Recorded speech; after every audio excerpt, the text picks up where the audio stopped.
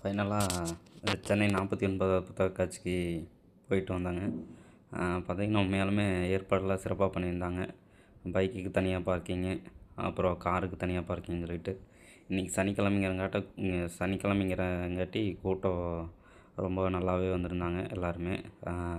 பார்க்குறக்கு நல்லா இருந்துச்சு. நான் புத்தகங்கள் வாங்குறதுக்கு அத்தனை பேர் வராங்கன்னு சொல்லிட்டு ரொம்ப சந்தோஷமாக இருந்துச்சு.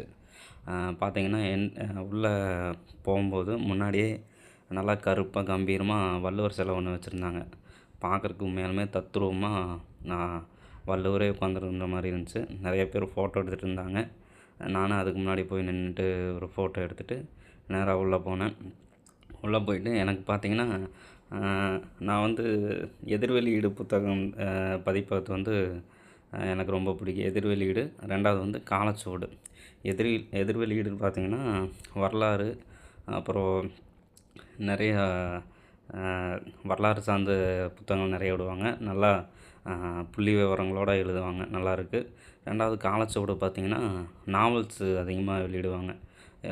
எல்லாமே ரொம்ப கிளாசிக்கான நாவலாக இருக்குது.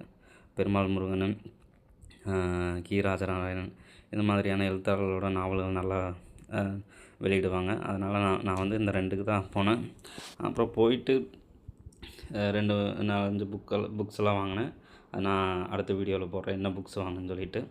அப்புறம் போயிட்டு முடிச்சுட்டு வரும்போது நீலம் பதிப்பகத்தில் டைரக்டர் ரஞ்சித் வந்திருந்தார்.